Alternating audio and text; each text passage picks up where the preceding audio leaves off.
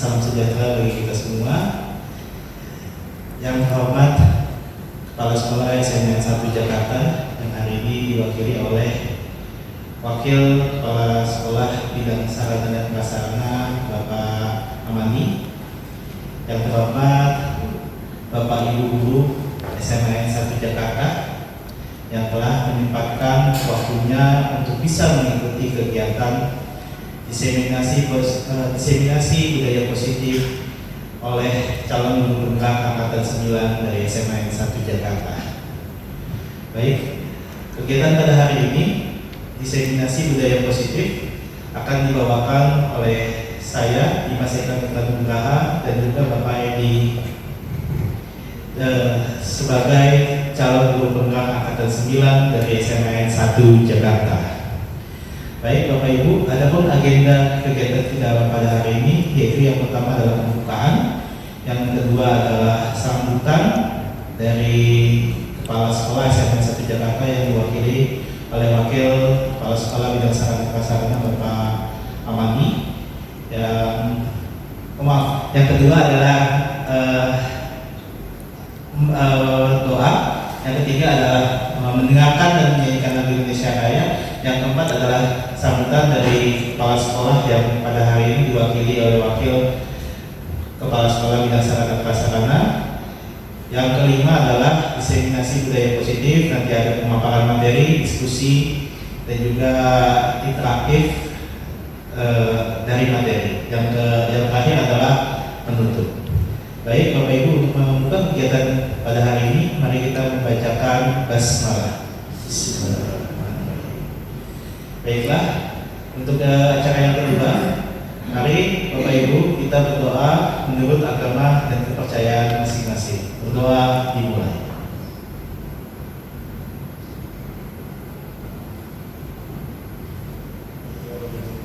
Baik, berdoa selesai. Semoga dengan berdoa ini kegiatan pada hari ini bisa berjalan dengan lancar. Adapun yang ketiga adalah menyanyikan lagu Indonesia Raya.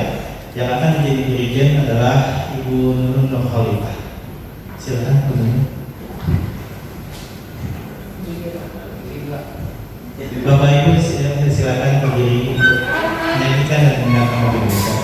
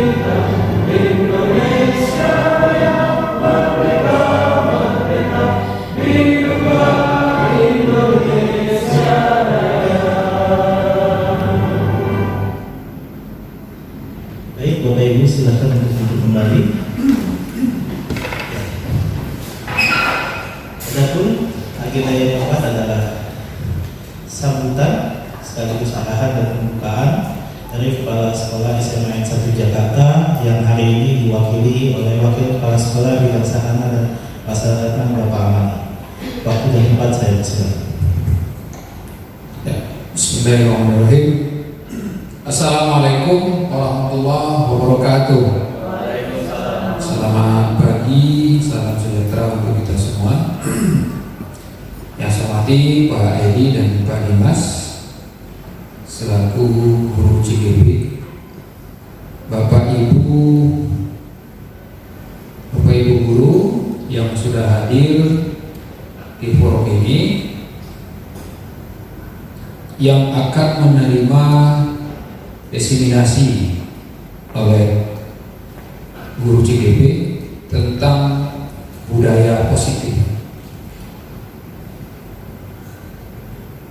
Bapak Ibu sekalian, mari kita kembali mengucapkan puji dan syukur kepada Allah Subhanahu wa taala dengan limpahan rahmat dan nikmatnya pada pagi hari ini.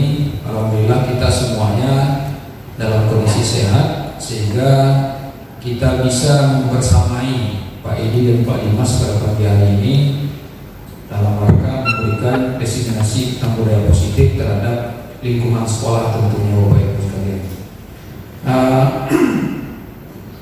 CGP yang sudah berlangsung dan ini adalah Pak Edi dan Pak Dimas ini masuk ke dalam CGP Angkatan 9 ya Pak ya? Angkatan 9.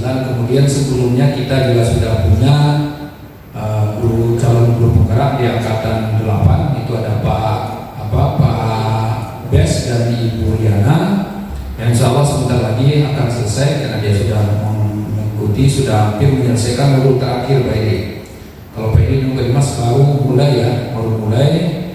Ya Bapak Ibu sekalian, tentang CGP ini harapannya adalah mudah-mudahan Bapak Ibu yang masih punya kesempatan untuk mengikuti kegiatan CGP ini diharapkan bisa mengikuti, karena kedepannya kayaknya CGP ini akan diwajibkan kepada seluruh Bapak Ibu guru. Ya kecuali yang sekarang, kalau sekarang masih dibatasi adalah dengan umurnya, minimal masa kerjanya masih ada 10 tahun lagi, itu boleh ikut.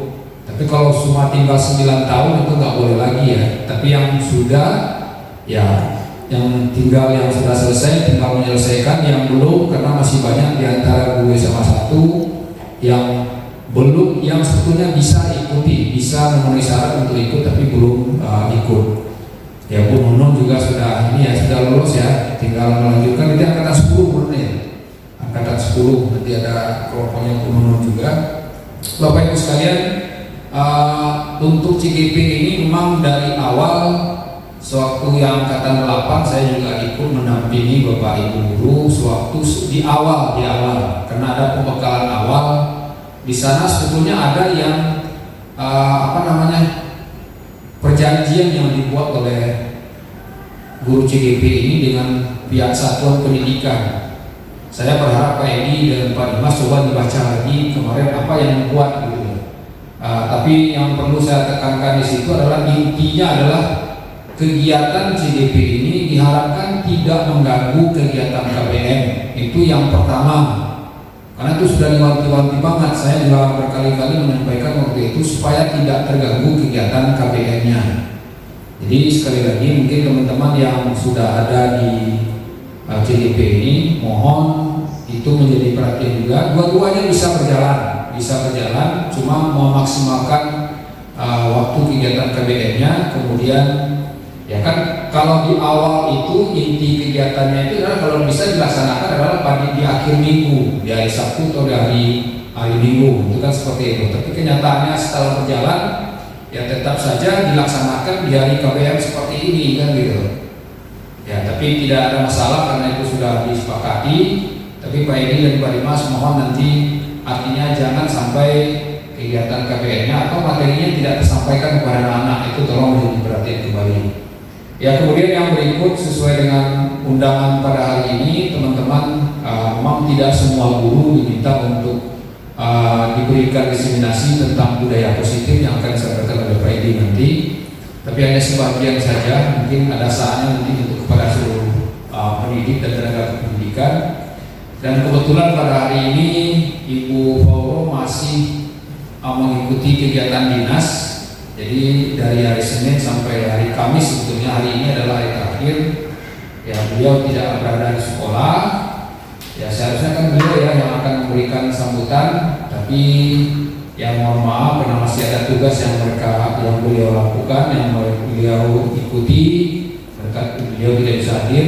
Saya akan mewakili saja. Yang pasti adalah inti dari kegiatan ini bisa tersampaikan kepada teman-teman. Bapak Ibu sekalian, memang CGP ini adalah diharapkan nanti di sekolah ini adalah bisa merubah circumstance yang ada di sekolah ini. Artinya adalah cara sekolah ini akan berubah cara pandangnya dari yang sudah-sudah. Karena tuntutan kepada guru CGP ini sangat banyak sebetulnya Bapak Ibu sekalian. Jadi bukan hanya sekedar mengikuti kegiatan pembelajaran, tapi kalau bisa punya pengaruh positif terhadap lingkungan pendidikan. Lingkungan pendidikan terutama adalah di mana mereka melaksanakan tugas, itu yang pertama. Tapi tidak cukup sampai di situ saja. Mereka juga nanti diminta untuk mengimbaskan kepada lingkungan yang lebih jauh. Mungkin kan lingkungan sekolah terdekat atau lingkungan lokasi kita sendiri, yang itu juga harus ada pengimbasan. Jadi artinya programnya ini adalah program yang berkelanjutan, tidak terputus hanya di sekolah saja. Itu seperti yang Pak Edi juga sudah menyampaikan kepada saya, Pak Bes juga sudah menyampaikan kepada saya, ada program yang harus mereka lakukan setelah itu. Tapi kemarin saya melihat antara Pak Bes dengan Pak Edi ini ada kesamaan. Pak Edi itu program yang digarap gitu. Kemarin Pak Bes menyampaikan dia akan menggarap tentang lingkungan sekolah gitu. Sekolah Pak Edi kan juga sama. Saya bilang Pak Edi kalau nggak salah ini materinya juga sama, gitu loh. Saya bilang Pak Edi juga sudah ada timnya, ya, tapi mungkin saya minta kalaupun sama coba dilihat dari sudut yang berbeda, gitu.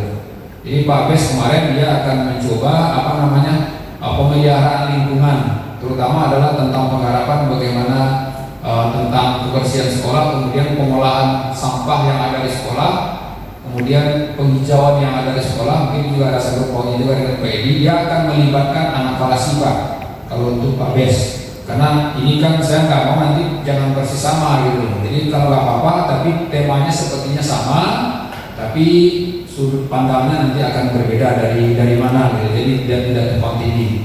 Mungkin Pak Dimas nggak tahu nanti dia mengambil apa. Kalau Bu Riana kemarin dia ngambilnya adalah tentang kegiatan ekskul kalau nggak salah dia fokusnya itu, karena beliau adalah orang kesiswaan. Jadi tidak ada masalah, Pak Edi dan Pak Dimas silakan saja nanti digarap program yang akan dilakukan. Kalau Pak Edi sudah jelas itu dilakukan di lingkungan sekolah, tapi imbasannya adalah ke lingkungan di luar. Ya, di lingkungan di luar. Mungkin kalau mau karena fokusnya adalah penghijauan di sekolah, kemudian berhubungan dengan tanaman produktif yang ada di lingkungan sekolah. Itu nanti pengimbasnya keluar itu gimana gitu kan, itu juga harus diperhatikan. Tapi setidaknya itu punya arti positif dulu bagi lingkungan sekolah kita. Itu Bapak Ibu sekalian, mudah-mudahan desiminasi pada hari ini yang akan disampaikan, yang akan dibagikan oleh Pak Edi dan Pak Dimas itu juga bisa bernilai positif juga bagi kita, terutama yang sudah hadir di forum ini, di forum kecil ini. Mudah-mudahan nanti kita juga ada juga yang tergerak dengan imbasan ini. Ya siapa tahu di antara yang teman-teman kita yang hadir di sini, Pak Edi juga nanti ada yang mengikuti Japa ini, lanjut untuk mengikuti CGP untuk tahap berikutnya. Kalau nggak salah kemarin sudah ada beberapa itu yang mengajukan tanda tangan untuk juga Pak. Untuk yang berarti angkatan yang ke-11 itu sudah ada beberapa. Tapi karena forum Ramadan mungkin menunggu tanda tangan forum dulu. Mungkin itu saja yang bisa saya sampaikan sebagai pembukaan. Untuk itu dengan mengucap hamdalah untuk kegiatan diseminasi budaya positif ini saya nyatakan dibuka. Terima kasih. Assalamualaikum warahmatullahi wabarakatuh. Terima kasih Bapak Amani, mewakili Ibu Kepala Sekolah SMA 1 Jakarta untuk sambutan sekaligus pembuka kegiatan ini. Baik Bapak Ibu, untuk kegiatan diseminasi positif ini nanti akan saya bawakan berdua dengan Pak Edi. Nanti akan ada bagian-bagiannya di mana nanti akan diawali oleh saya, kemudian akan dilanjutkan oleh Pak Edi. Baik, Mungkin untuk menghemat waktu kita langsung saja Bapak Ibu masuk ke materi tentang diseminasi budaya positif. Next slide. Ya, ini adalah perkenalan dari kami CGP Angkatan 9 dari SMN 1 Jakarta. Bapak Ibu Purnama dan juga saya Dimas Kami Baraha sebagai CGP Angkatan 9 dari SMN 1 Jakarta. Oke, next slide. Ya. Next. Baik. Ya, untuk memulai materi budaya positif ini, kita berangkat dulu Bapak Ibu dari beberapa pertanyaan pemantik. Yang pertama adalah pertanyaan pemantik ini terkait dengan budaya sekolah, gitu ya. Karena budaya positif ini sangat berkaitan sekali dengan budaya sekolah kita. Di sini ada dua pertanyaan pemantik. Yang pertama adalah apa itu budaya sekolah, dan yang kedua adalah mengapa budaya sekolah itu penting. Ya, mungkin dari Bapak Ibu ada yang ingin coba untuk menjawab dari dua pertanyaan ini, silakan. Silakan. Terima kasih Pak Dimas. Untuk pertanyaan yang pertama, apa itu budaya sekolah? Menurut saya budaya sekolah itu adalah satu kebiasaan yang bisa dilakukan di lingkungan sekolah, terutama oleh peserta didik. Dan mengapa budaya sekolah itu penting? Karena penting dalam hal untuk pembentukan karakter dari peserta didik itu sendiri. Terima kasih. Oke, terima kasih. Dari Bapak Ibu yang lain mungkin ada? Dari Pak Sendi mungkin? Ada Pak Sendi? Oke. Ya, jadi apa itu budaya sekolah? Jadi hampir sama dengan pendapat Bu Nunung. Jadi budaya sekolah itu adalah kebiasaan atau perbuatan yang setiap harinya dilakukan oleh baik peserta didik, guru dan karyawan serta semuanya yang ada sekolah, yang ada di sekolah tentunya, tentang perbuatan baik tentunya positif, di mana nantinya perbuatan ini kenapa penting gitu ya dilakukan agar semuanya keluarga sekolah baik peserta didik, guru dan karyawan itu bisa terbentuk baik dari karakternya ya dan semuanya pokoknya yang berkaitan dengan kepribadian masing-masing begitu. Baik. Oke, kita sudah dapat dua jawaban dari Ibu Nunung dan juga Pak Sendi. Apa mungkin Bapak Ibu yang lain ada yang mau menjawab? Mencoba menjawab? Ya.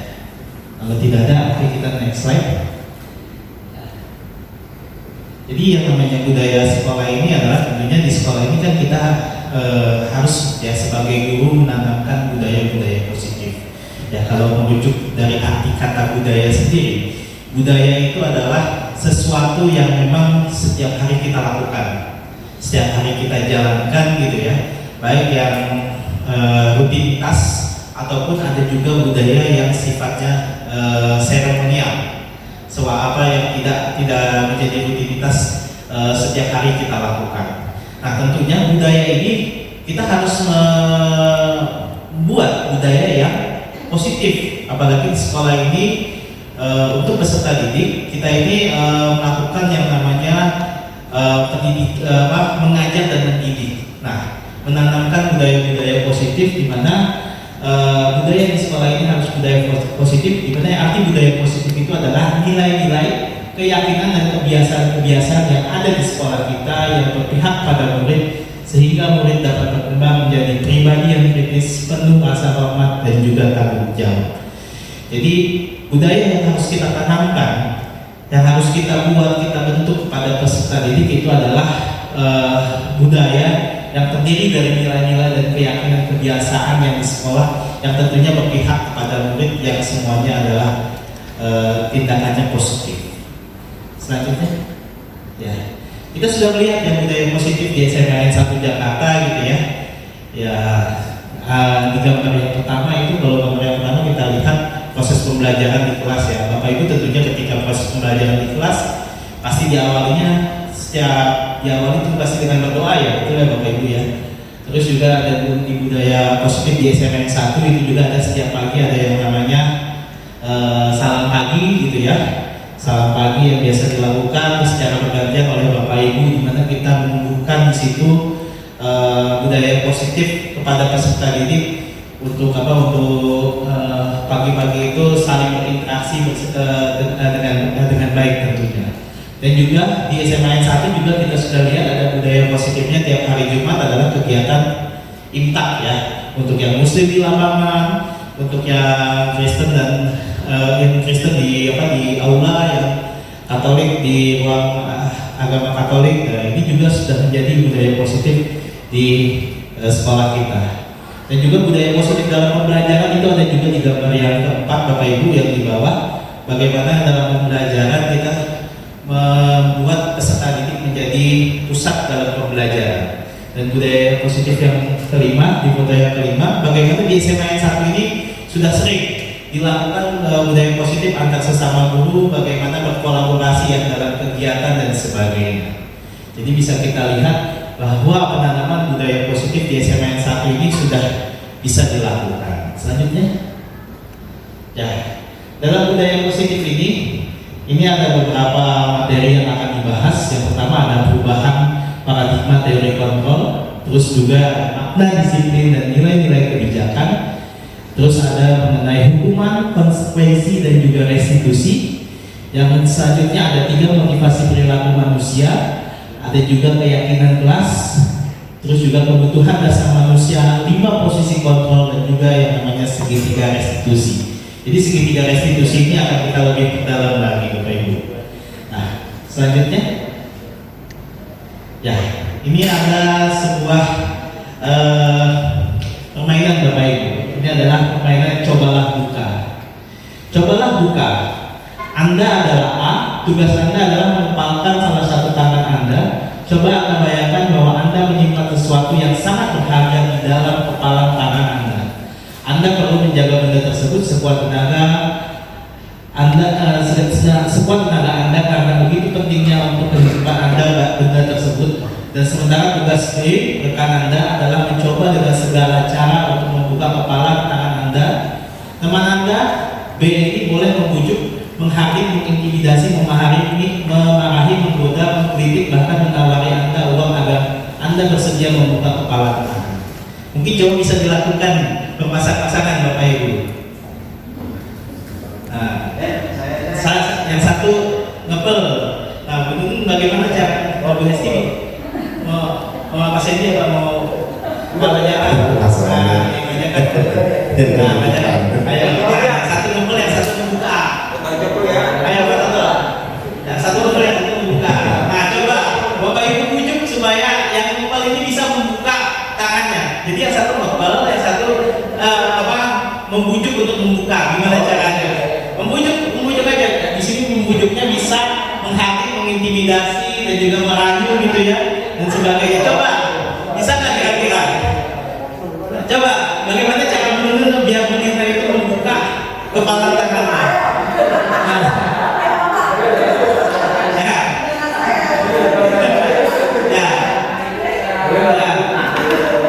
Jadi, walaupun sekuat usaha apapun untuk membuka tangan itu terkadang tidak akan terbuka juga. Sebelum yang si A ini memiliki dorongan untuk membuka tangannya. Jadi yang titik poinnya dari budaya positif ini adalah kita menumbuh kembangkan rasa dari si anak ini untuk memahami dan meyakini budaya-budaya positif itu. Jadi walaupun yang B ini berusaha sekuat apapun untuk membukanya dengan cara yang baik sampai yang kasar, itu nggak bakalan terbuka. Kalau yang A ini tidak memiliki kesadaran tadi, kesadaran untuk secara sukarela membuka. Jadi mau apapun yang datang dari luar, kalau faktor internalnya tidak mau, ya tidak akan terbuka seperti itu. Selanjutnya, saya dibujuk sama Panjatan suruh buka dikasih duit. Ya, ini adalah disebutnya sebagai perubahan paradigma teori kontrol. Ya, di mana kita dalam teori kontrol ini ada beberapa hal yang menjadi ilusi yang kadang kita sering melakukan kepada peserta didik. Misalnya yang pertama, orang dewasa memiliki hak untuk memaksa. Yang kedua, guru mengontrol murid. Yang ketiga, kritik dan membuat orang merasa bersalah dapat menguatkan karakter. Yang keempat, penguatan positif, efektif, dan bermanfaat. Jadi kadang teori kontrol yang kita lakukan kepada peserta didik itu kadang hanya ilusi. Kalau memang dari dasarnya si peserta didik ini, walaupun kita berikan mulai dibilang baik-baik terus sampai marah gitu ya, kalau peserta didiknya ini nggak sadar, ya nggak akan berubah kayak gitu. Jadi bagaimana dengan budaya positif ini diharapkan kita menumbuhkan dulu, menyadarkan peserta didik untuk memahami hal-hal positif yang untuk bisa dilakukan. Makanya sekarang di awal pembelajaran kita lihat di SMA 1 di kelas-kelas, wali kelas maupun guru kelas itu membuat yang namanya keyakinan kelas ya Bu Lina ya. Di situ ada apa? Dari keyakinan kelas ini kan digali dari peserta didik, bukan datang dari gurunya. Dengan keyakinan kelas ini diharapkan peserta didik bisa memahami aturan dan sebagainya. Selanjutnya, ya. Dalam teori kontrol ini adalah ada dua bagian, stimulus respon dan juga teori kontrol. Di mana stimulus respon ini adalah yang pertama realitas atau kebutuhan kita sama, yang kedua semua orang melihat yang sama, yang ketiga kita mencoba mengubah orang agar berpandangan sama dengan kita, yang keempat perilaku buruk dilihat sebagai suatu kesalahan. Yang kelima, orang lain bisa mengontrol saya. Yang keenam, saya bisa mengontrol orang lain. Yang ketujuh, model berpikir menang dan kalah, benar atau kalah. Sementara teori kontrolnya itu adalah realitas kebutuhan kita berbeda. Terus yang kedua adalah setiap orang memiliki gambaran yang berbeda. Yang ketiga, kita berusaha memahami pandangan orang lain tentang dunia. Yang keempat, semua perilaku memiliki tujuan. Yang kelima, hanya Anda yang bisa mengontrol diri Anda. Yang keenam, Anda tidak bisa mengontrol orang lain. Yang ketujuh, model berpikir menang dan menang. Jadi kita harus memahami Bapak Ibu, di dalam budaya positif ini ada yang namanya teori kontrol ini, bahwa semuanya apapun yang kita lakukan itu balik lagi ada kesadaran internal, yang dimana kesadaran internal ini harus kita gubah sebelum kita bisa memberikan hal-hal atau yang baik kepada peserta didik kita. Selanjutnya, ya, di sini adalah makna disiplin. Dimana kalau di makna disiplin yang kita biasa lakukan gitu ya, ada aturan, ada tata tertib, dan juga ada kepatuhan. Nah, next. Nah, makna disiplin dan nilai kebajikan. Dimana dalam makna disiplin dan nilai kebajikan ini Ki Hajar Dewantara sebagai founding father pendidikan di Indonesia itu menyatakan, di mana ada kemerdekaan, disitulah harus ada disiplin yang kuat. Sungguh pun disiplin itu bersifat self-disiplin, yaitu kita sendiri yang mewajibkan kita dengan sekeras-kerasnya, tetapi itu sama saja. Sebab jikalau kita tidak cakap melakukan self-disiplin, wajiblah penguasa lain mendisiplinkan kita, mendisiplinkan diri kita dan peraturan. Demikian itulah harus ada dalam suasana yang merdeka. Jadi memang di budaya positif ini ditekankan yang namanya disiplin itu bukan datangnya dari luar, tapi disiplin itu dari diri kita sendiri.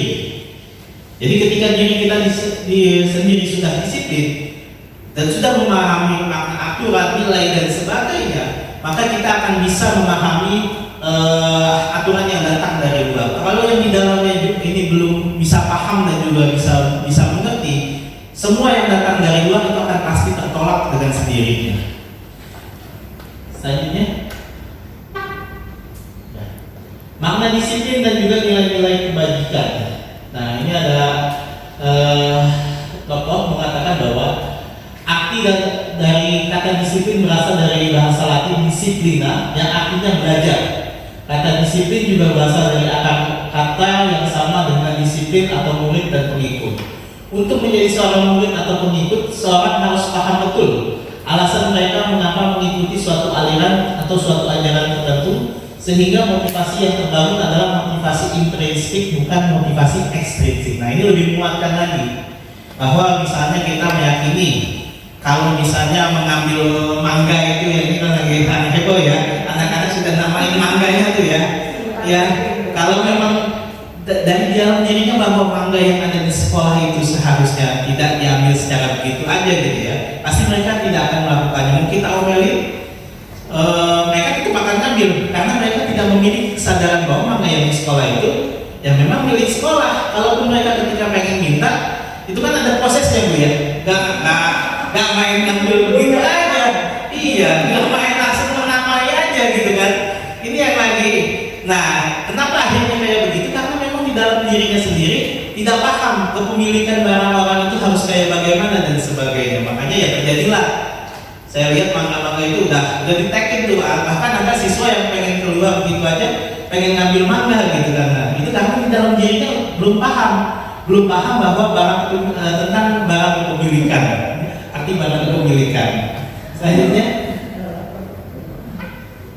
ya, makna disiplin dan nilai-nilai kebajikan. Seseorang yang memiliki disiplin diri berarti mereka bisa bertanggung jawab terhadap apa yang dilakukan, karena mereka mendasarkan tindakan mereka pada nilai-nilai kebajikan universal. Dan di sini kalau untuk pelajar tidak jelas ya, ada yang namanya profil pelajar Pancasila. Nah ini kita harus menanamkan dulu nih kepada peserta didik, menyadarkan profil pelajar Pancasila itu seperti apa, makna dan juga pelaksanaannya. Baru ketika mereka paham, mereka yakin, mereka harus menjalankan itu, maka itu semua ketika misalnya kita mendisiplinkan itu akan masuk Bapak Ibu. Karena tadi juga poinnya yang disebutnya bahwa semuanya itu datang intrinsik dari dalam, bukan dari luar seperti itu. Selanjutnya next. Ya. Nah, maka dari itulah diperlukan yang namanya disiplin positif. Disiplin positif itu merupakan salah satu cara penerapan disiplin yang bertujuan menumbuhkan kesadaran serta memberdayakan murid untuk melakukan sesuatu tanpa adanya ancaman hukuman dan juga penghargaan. Jadi kalau kita mau menerapkan budaya disiplin positif ini, nanti disinilah kita harus menumbuhkan kesadarannya dulu Bapak Ibu. Makanya yang sudah saya contohkan di SMA 1 sudah membuat yang namanya keyakinan kelas, baik di pelajaran juga di wali kelas sudah membuat itu. Ya karena tujuannya tadi pengen menerapkan budaya positif itu melalui peningkatan kesadarannya dulu, motivasi intrinsiknya dulu yang digugah, baru ekstrinsiknya masuk setelah terjadi muncul pemahaman dan juga keyakinan tentang nilai-nilai yang baik di dalam dirinya. Lanjut, bukan malah kita harus mengasih ancaman dulu, hukuman dulu dan sebagainya. Nah, motivasi setiap perilaku manusia itu ada tiga kategori. Yang pertama adalah ekstrinsik. Yang ekstrinsik ini adalah untuk menghindari ketidaknyamanan atau hukuman. Ekstrinsik juga ada untuk mendapatkan imbalan atau penghargaan dari orang lain. Yang ketiga adalah untuk menjadi orang yang mereka inginkan dan menghargai diri sendiri dengan nilai-nilai yang mereka percaya. Nah, ya tadi pada poinnya yang pemahaman perilaku intrinsik dulu ini yang harus kita ubah agar yang dari ekstrinsik ini bisa masuk dan juga menjadi hal-hal yang baik bagi si peserta didik. Selanjutnya. Nah biasanya kan kita ngasihnya ini ya Bapak Ibu ya, ada hukuman, ada konsekuensi dan juga ada restitusi. Kira-kira kalau Bapak Ibu sebelum memahami budaya positif sering melakukan yang mana, hukuman atau konsekuensi ini? Saya sih jujur aja, saya sebelum mengenal budaya positif saya sering lebih banyak ngasih hukuman karena belum tahu waktu itu. Ya, jadi ketiganya ini berbeda Bapak Ibu. Kalau hukuman itu adalah bersifat satu arah dari pihak guru yang memberikan, yang kedua juga tanpa melalui kesepakatan, yang ketiga hukuman yang diberikan berupa fisik maupun juga psikis ya. Berupa fisik itu misalnya suruh squat jam, push up. Psikis itu omongan Bapak Ibu, kita kasih omongan nyelekit ke siswa itu termasuk dalam hukuman. Sementara kalau yang kedua itu adalah jenisnya konsekuensi. Konsekuensi ini adalah sudah disepakati oleh murid yang pertama. Yang kedua, murid tidak nyaman untuk jangka waktu yang pendek karena ada konsekuensinya tadi, kalau dia melanggar ya harus menjalankan konsekuensi itu.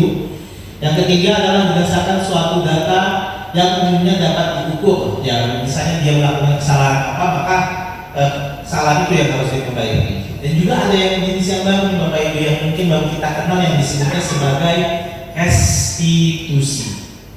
Di sini restitusi ini adalah bukan untuk menebus kesalahan, namun untuk belajar dari kesalahan. Yang kedua adalah memperbaiki hubungan. Yang ketiga tawaran bukan paksaan. Yang keempat menuntut untuk melihat ke dalam diri, fokus pada solusi. Yang terakhir yang kelima adalah mengembalikan murid yang berbuat salah pada kelompoknya. Ini nanti restitusi akan ada contohnya nih lebih dalam lagi. Selanjutnya, nah ini tabelnya mengenai hukuman, konsekuensi dan restitusi. Ya, ketika menggunakan hukuman maka yang terjadi adalah Bapak Ibu identitas dari peserta didik itu akan gagal. Sementara ketika kita menggunakan yang namanya konsekuensi dan restitusi itu setelah diteliti itu masuk ke ranah disiplin ke budaya positif gitu ya, dimana kita bisa membuat identitas dari peserta didik itu menjadi lebih baik lagi atau di sini dikategorikan sebagai sukses. Oke, lanjut. Ya, nah restitusi ini adalah jenis baru bagaimana untuk mendisiplinkan murid Bapak Ibu dalam budaya positif. Di mana restitusi ini adalah bukan untuk membuat menebus kesalahan, namun belajar dari kesalahan. Restitusi itu memperbaiki hubungan. Restitusi adalah tawaran bukan paksaan. Restitusi itu menuntun untuk melihat ke dalam diri. Restitusi itu fokus pada solusi. Restitusi mencari kebutuhan dasar yang mendasari tindakan. Restitusi diri ini adalah cara yang paling baik. Restitusi fokus pada karakter bukan tindakan. Restitusi ini menguatkan dan juga restitusi ini mengembalikan murid yang berbuat salah pada kelompoknya. Kalau secara gambarannya begini Bapak Ibu, ketika Bapak Ibu melihat peserta didik yang bermasalah mengenai disiplin, ya, yang saya dapatkan dari budaya positif ini, ketika peserta didik ada yang mengalami kesalahan dalam disiplin gitu ya, misalnya terlambat, kita tidak gambarannya tidak buru-buru langsung menghakimi dia, tapi ada 3 tahapan yang harus dilakukan. Ada yang pertama adalah membuatkan identitas, yang kedua adalah memvalidasi kesalahan, yang ketiganya adalah baru mencari konsekuensinya atau memecahkan masalahnya. Nah itu gambarannya, gambaran awalnya untuk restitusi. Selanjutnya, ya. Nah Bapak Ibu kita identifikasi nih, di sini ada 7 ya, ada 7 item. Kira-kira yang mana hukuman, yang mana konsekuensi? Ya, dari Bu Nunun. Coba dari Bu Nunun yang pertama, Maggie bisa dikasih mic-nya.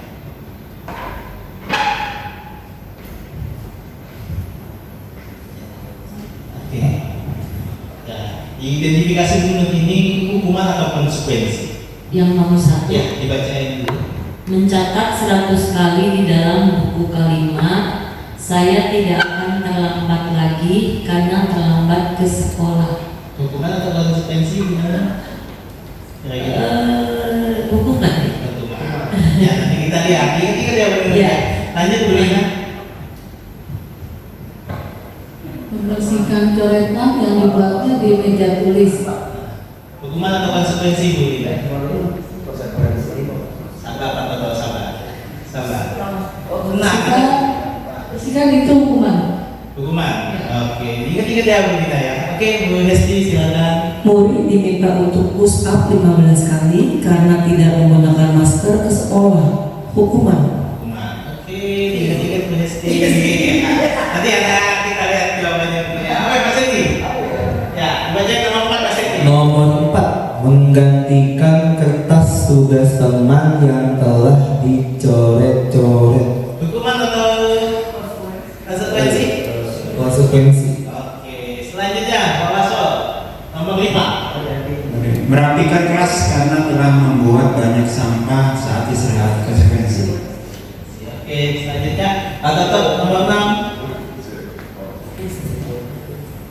Mengantar teman ke UKS dan mengobatinya karena mendorong teman saat berolahraga. Konsekuensi. Oke, nomor 7. Ya.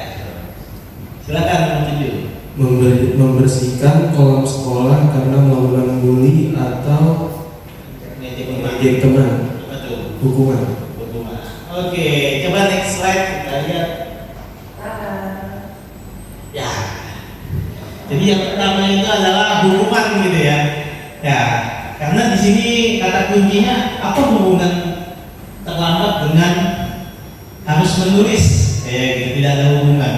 Tidak membuat si peserta didik itu merenungkan kesalahannya ya.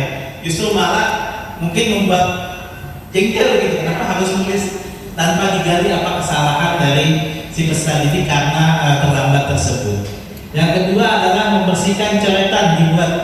Itu adalah konsekuensi Bu Lina ya. Karena apa yang dilakukan salah dengan tindakannya itu berhubungan ada perbaikannya betul BSI. Yang ketiga adalah murid diminta untuk push up 15 kali karena tidak menggunakan masker di sekolah, yaitu hukuman. Harusnya kalau tidak menggunakan masker, ya dicari dulu alasannya apa, baru akhirnya disuruh pakai lagi dan juga dikasih pemahaman bahwa seterusnya harus memakai. Betul sekali. Selanjutnya adalah menggantikan kertas tugas teman yang telah dicoret-coret. Nah, Mas Hendy, ini adalah tadi konsekuensi karena ya masih berkaitan gitu ya. Dan yang kelima adalah melakukan kelas dalam membuat banyak sampah. Itu juga dari bawah tadi konsekuensi. Yang keenam adalah mengantar teman ke UKS dan mengobatinya karena mendorong teman saat berolahraga atau itu tadi adalah juga konsekuensi. Dan juga yang ketujuh, membersihkan kolam sekolah karena membuli dan mengejek teman, itu adalah masuknya hukuman ya. Karena kalau seharusnya ketika yang nomor 7 ini membuli teman ya, dia harus meminta maaf yang awal yang tindakan awal perbaikannya terlebih dahulu. Oke, selanjutnya. Jadi di sini Bapak Ibu bisa memahami ya antara hukuman dan juga konsekuensi. Nah, kita juga sering Bapak Ibu dalam setiap pembelajaran ada yang namanya penghargaan dan sebagainya, dan juga ternyata penghargaan ini adalah tindakan yang kurang tepat kalau dalam budaya positif. Selanjutnya. Ya, kenapa kurang tepat? Karena dalam penghargaan ini adalah penghargaan itu bisa dibilang tidak efektif, dan juga penghargaan ini merusak hubungan gitu ya. Ketika misalnya peserta didik tahu rankingnya gitu kan ya, nah ini kok yang ini bisa rankingnya lebih bagus dari saya padahal di kelas malah dia yang nyontek saya dan sebagainya. Makanya hari-hari ini sebenarnya ranking itu juga sudah mulai gak dipakai lagi ya, karena memang itu ya karena bisa yang namanya merusak hubungan.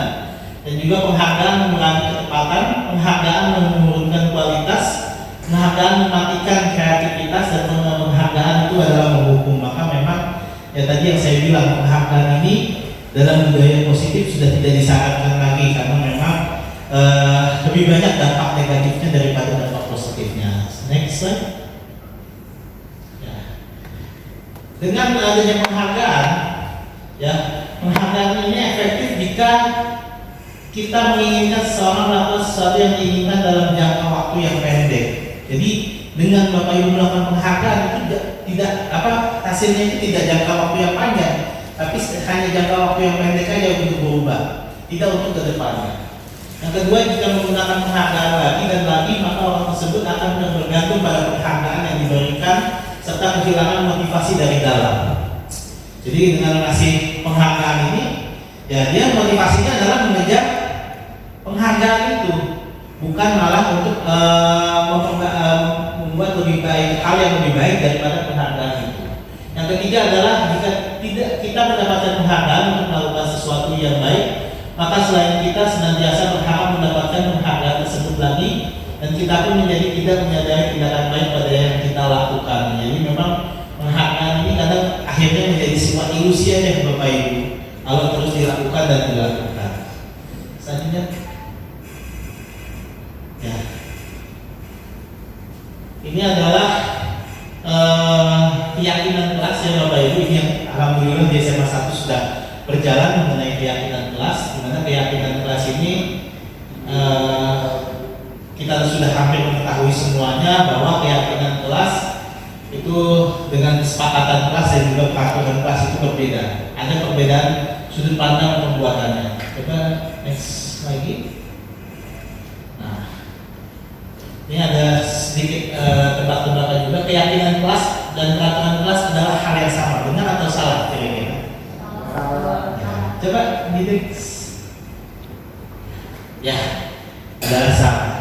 Karena peraturan kelas itu belum tentu dia datangnya dari murid. Kadang gurunya atau wali kelasnya yang membuat peraturan gitu ya.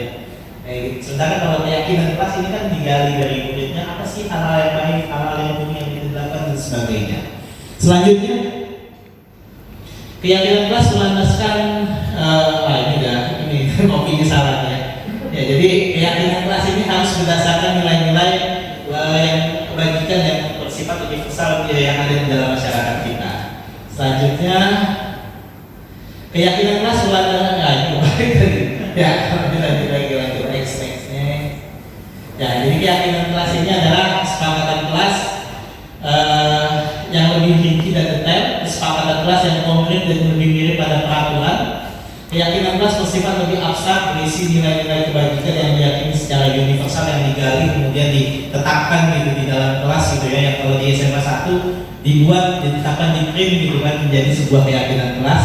Dan nilai kebajikan universal yang sudah disepakati secara tersirat dan tersurat lepas dari latar belakang suku, negara, bahasa maupun agama. Dan keyakinan kelas, kesepakatan kelas menggunakan ketika guru atau teman ini yang dalam contoh-contohnya gitu ya, bagaimana ada yang kesepakatan kelas itu lebih rigid gitu ya, lebih nyata, sementara keyakinan kelas ini lebih abstrak seperti itu. Tapi memang ada dari nilai universal yang ada di dalam kehidupan sehari-hari manusia. Lanjut lagi.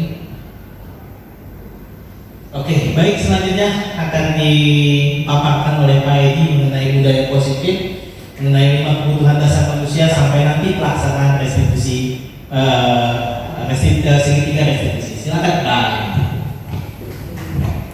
Aduh, khusus dong buat Pak Dimas. Terima kasih Pak Dimas atas waktunya. Baik Bapak Ibu, saya akan menjelaskan tentang kebutuhan dasar manusia, kelanjutan daripada budaya positif. Nah, tadi budaya positif itu adalah hal-hal atau sifatnya budaya yang harus kita terapkan di sekolah. Jadi di sini kelanjutannya adalah kita ada hubungannya dengan kebutuhan dasar manusia. Jadi di sini kebutuhan dasar itu adalah hak kita untuk berbuat, ya, atau hak wewenang kita. Nah di sini ada 5. Yang pertama adalah bertahan hidup. Jadi manusia itu untuk mempunyai daripada kebutuhan adalah dia harus bertahan hidup apa dan bagaimana, itu harus ada rumah, kesehatan, ya, kemudian juga mungkin makan yang cukup, vitamin. Nah, kemudian kebutuhan dasar manusia yang berikutnya adalah ingin ada rasa kasih sayang, yang harus diterima, ya. Misalnya dia harus diterima dari suatu kelompok. Misalnya kalau di kelompok itu dia disingkirkan, diasingkan, sehingga akan timbul rasa risih, nggak enak, gitu kan. Akhirnya dia memisah dari kelompok tersebut. Jadi ini suatu kebutuhan juga. Kemudian adalah penguasaan, di mana seseorang itu mempunyai kemampuan, ya, kemampuan dari setiap individu itu ada kemampuan, ya. Nah, kemampuan ini itu bisa ditonjolkan. Nah, kalau misalnya kemampuannya ditonjolkan berlebihan, itu juga tidak baik. Tapi di sini adalah kemampuan ini adalah untuk diakui, dihormati, disegani. Itu adalah suatu kebutuhan, ya. Oke, next. Kebebasan. Manusia itu ada keinginan ingin bebas. Bebas mengungkapkan pendapat, bebas mengeksplorasi, bebas untuk melakukan suatu hal, tapi dengan batas-batas tertentu tentunya. Nah, ini adalah kebebasan. Kemudian kebutuhan berikutnya adalah kesenangan. Jadi manusia itu dia ingin mencari kesenangan. Jadi kesenangan ini adalah hal yang sangat urgent sekali bagi manusia tentunya. Nah, kesenangan ini baik itu dalam keluarga, masyarakat, wisata. Nah, itu adalah juga termasuk satu kesenangan.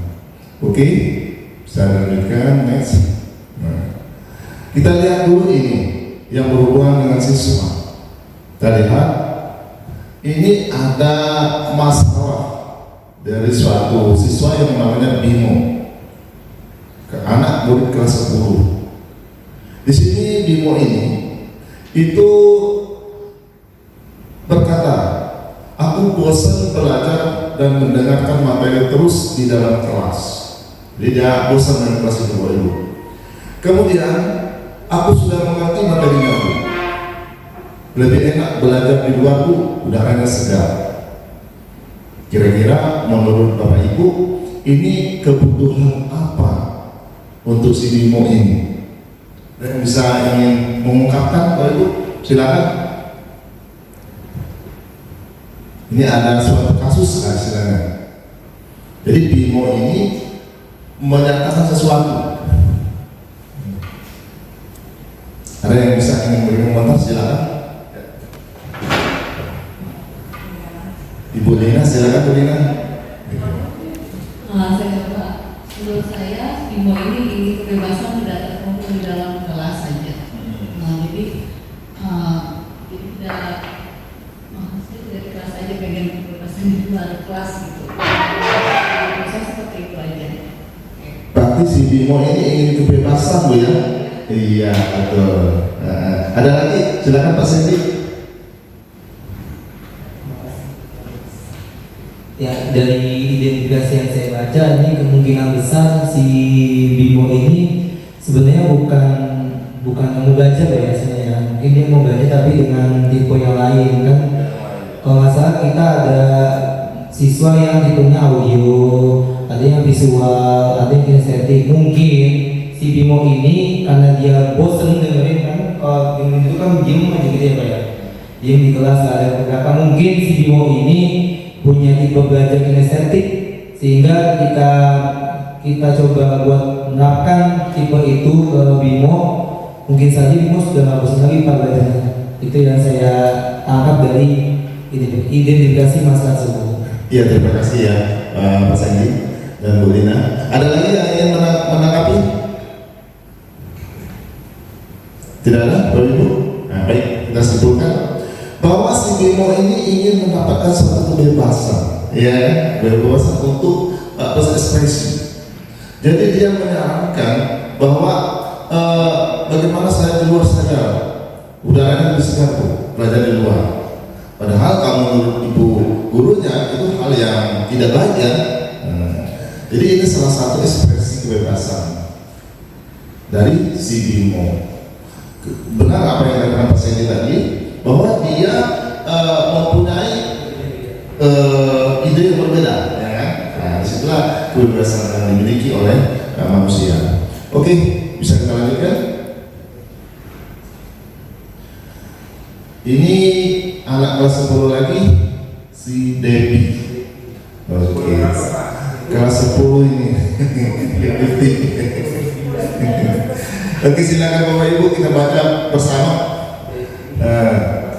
Ini si Debbie ini menangis dan mengadu pada ibunya bahwa dia benci pada Ibu Rani. Kebetulan Ibu Rani tidak ada di sekolah kita ya, Bu ya. Iya. Kalau ada bisa marah. Menurut Anda kebutuhan apa yang berusaha dipenuhi oleh Debbie jika jawabannya seperti ini? 1. Ibu guru bilang, aku tidak boleh bersenandung sewaktu mengerjakan tugas. Katanya kelas harus tenang, tidak ada suara. Kan gak enak, gak seru jadinya. Nah ini bagaimana Bapak Ibu? Apakah termasuk kebebasan? Kebutuhannya? Silakan Bapak Ibu. Ada yang masih pendapat?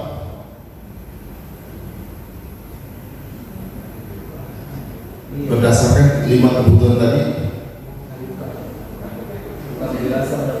kebebasan juga, bukan? Kalau masalah senang berarti dia belum baik. Saya ada pendapat dari ngomong. Kebutuhan untuk dihargai, mengungkap pendapat ya Bapak Ibu. Iya, bisa berdapat. Jadi semua kontrolnya dari guru semua yang menguasai kelas berbagi. Jadi dia juga ingin ikut melakukan sesuatu. Ya.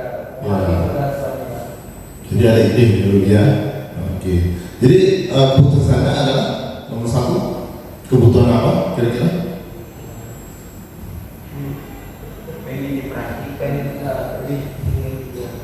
Keinginan untuk diperhatikan oleh dia, diakui ya, dari diakui. Iya, di satu kelompok. Silakan mungkin dari Pak Dimas, tolong dari Pak Toto. Iya. Terima kasih Pak Edi. Slide nomor 1, Ibu Guru bilang aku tidak boleh bersenandung sewaktu mengerjakan tugas. Katanya kelas harus tenang, tidak ada suara, kan nggak enak, seru jadinya. Oke, baik. Nah, jadi menurut pendapat saya di sini sebenarnya ada dari beberapa guru menyampaikan dia perlu diperhatikan, benar. Yang pertama. Yang kedua, anak ini musik mungkin sebagai bentuk kebutuhan, namun realisasinya saja yang belum pas dalam waktunya, dan kita perlu mengarahkan bahwasanya kalau emang anak itu suka di bagian musik, kita cukup mengarahkan saja ke bagian yang berhubungan dengan ekstrakurikulernya, atau bagian musik, atau bagian selamatan, atau bagian tari. Jadi kita perlu juga menegur, karena nanti akan menjadi sebuah pembiasaan, ya kan? Jadi kita cukup memberikan perhatian dan memberikan arahan bahwasanya pada saat dia bernyanyi atau bermusik di ruang kelas itu konteksnya tidak pas. Jadi tinggal menyesuaikan konteksnya saja. Konteksnya. Terima kasih Pak Edi. Oke, terima kasih Pak Toto. Ya. Berarti ini kebutuhan ingin juga diakui, ya kan, keberadaan di dalam itu. Baik, yang kedua kita lihat, Ibu Guru tidak menyapaku hari ini, padahal aku mengerjakan tugas dengan bagus. Nah, ya. Bagaimana Bapak Ibu kira-kira? Silakan. Ini termasuk kebutuhan apa ini pada manusia? Diakui,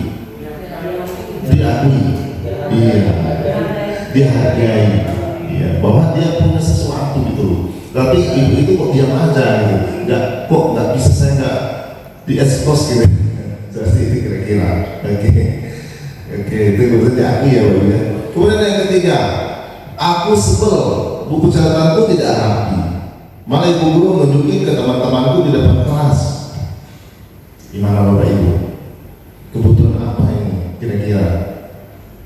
Jadi dia ini bukunya gitu tidak rapi, tapi Ibu Guru itu menunjukkannya di depan kelas.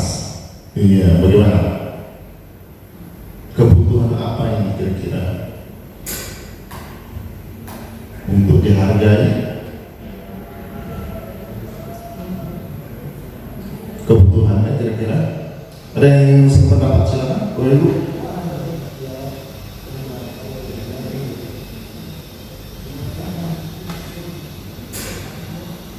Ya. Kalau menurut saya yang gurunya menunjukkan pada teman-teman di depan kelas katakannya si anak yang tidak rapi itu menunjukkan ada rasa tidak dihargai dari si anak tersebut oleh guru tersebut, karena malah sesuatu hal yang buruk menurut dia malah ditunjukkan ke teman-temannya, jadi dia merasa tidak dihargai oleh guru tersebut. Terima kasih teman-teman. Ada lagi yang masih pendapat? Pak Ul barangkali nomor 3. Aku sebel banget gitu buku catatanku tidak. Kalau dari saya Pak ini, karena ini kan semacam apa ya? Kalau kasarnya gurunya sengaja mempermalukan diri di depan teman-temannya kan gitu. Betul ya. Berarti ini kebutuhan kebutuhan dasar tidak. Mungkin kasih sayang lah. Kasih sayang. Harusnya dia dimengerti gitu. Iya, tidak dipahami ya. Jangan dipermalukan gitu. Oh gitu, iya. Itu menurut Pak Win ya, Ibu. Iya. Di sini tidak membutuhkan rasa kasih sayang, Bapak ya. Juga ada termasuk kebutuhan di sini. Iya. Kemudian untuk dihargai, nah, ini juga termasuk di sini. suatu kebutuhan, ya, bukan dasar daripada manusia. Coba kalau misalnya kita itu kan seperti itu kan, catatan kita malu nggak kita baru kira-kira malu kan, dan teringat terus biasanya, ya kan? Oke, nomor 4, aku bosan masa pelajarannya cuma gitu-gitu aja, dengarin ibu guru saja. Gimana ini? Bosan itu bagaimana ya? Istilahnya monoton ya Bapak Ibu ya? Oke, silakan. Gimana Bapak Ibu? Ini termasuk kebutuhan dasar apa nih? Apakah termasuk kebebasan?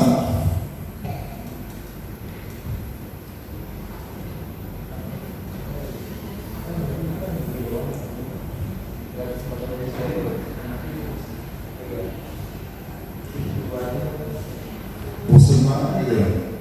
Ini biasanya boring itu pada anak itu muncul pada saat kita misalnya presentasi. Biasanya seperti itu. Jadi apalagi kita pelajaran pas jam terakhir, wah itu udah repot sekali Bapak Ibu. Gimana Bapak Ibu? Silakan untuk memberikan tanggapannya. Kebebasan. Ekspresinya itu boring lah istilahnya. Bagaimana?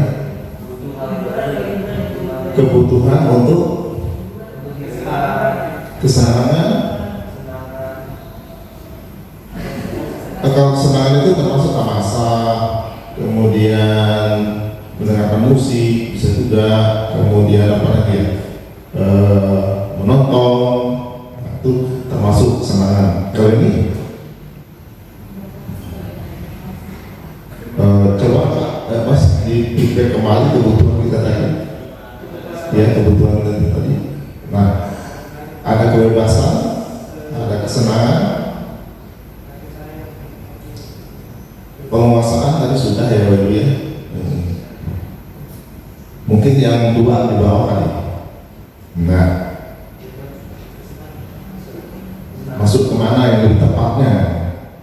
Apakah termasuk kebebasan? Ekspresinya abu gitu. Silakan dulu. Kalau menurut saya kesenangan, karena ini kan bosen kan lebih ke betul. Jadi kalau misalnya kebutuhan dasar yang dia butuhkan itu kebutuhan akan rasa kesenangan, karena dia merasa bosen dengan kondisi belajar yang monoton yang menjenuhkan bagi dia, bagi si anak tersebut. Terima kasih betul. Berarti itu kesenangan ya Bapak Ibu ya. Iya, dia ingin mencari sesuatu situasi yang berbeda. Iya, jadi situasi yang berbeda itu bisa nggak dicari di tempat lain gitu ya. Oke, kesenangan ya Bapak Ibu ya, sepakat ya. Oke, terima kasih. Ayo kita lanjutkan lagi Pak. Iya.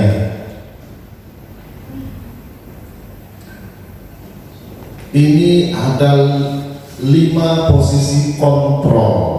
Nah, kita masuk materi baru nih Bapak Ibu. Posisi kontrol ini adalah 1, menghukum. Ini menghukum ini adalah hal yang tidak menyenangkan. Kemudian membuat rasa bersalah. Kalau kita dibuat rasa bersalah, banyak kesal ya Bapak Ibu ya. Kita pulang berdoa, ingat terus rasa bersalah kita itu. Kemudian kita gimana rasanya untuk menembus rasa bersalah ini? Posisinya Bapak Ibu. Kemudian ada posisi yang sering kita lakukan adalah sebagai teman. Ya, kita sebagai siswa itu biasanya merangkul, mengajak, ya kan. Kemudian ini hal yang mungkin bagus untuk guru tertentu ya Bapak ya. Kemudian pemantau, tipe pemantau. Jadi memantau itu artinya melihat apakah anak ini salah atau tidak, dan berdasarkan undang-undang apa kalau dia salah, pemantau. Kemudian manajer. Jadi manajer ini bertindak sesuai dengan aturan dan sifatnya positif. Oke, kita lihat satu-satu. Next Mas. Iya. Nah ini ada video, silakan kita simak dulu dari satu-satunya. Oke, silakan Bapak Ibu kita lihat.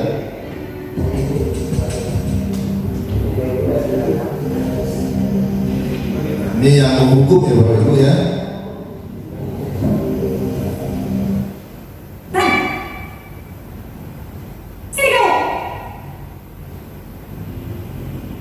lagi, Bu. Selalu terlambat. Kamu deh, pasti terlambat. Maaf, Bu. Saya... Apa? Apa coba? Alasan kamu apa lagi? Kapan sih kamu tidak terlambat? Malas sekali ya kamu jadi anak. Saya... Dasar pemalas.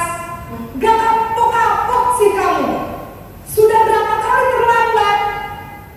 Sana, kamu keliling lapangan basket 2 kali. Kenapa saya harus keliling lapangan basket, Bu? Kenapa? Kamu melawan ibu. Berani-beraninya jawab. Sudah terlambat, masih berani jawab pula. Sekarang, keliling lapangan skate 5 kali sekalian. Biar kapok. Cepat. Pergi sana ke lapangan basket. Posisi penghukum biasanya berbicara dengan nada tinggi, menghardik, menunjuk-nunjuk, menyakiti, dan menyindir. Hukuman bisa berupa fisik maupun psikis. Ibu dan bapak guru hebat. Dampak yang terjadi pada murid ketika guru berada pada posisi penghukum adalah murid cenderung akan memberontak, bahkan menyimpan dendam.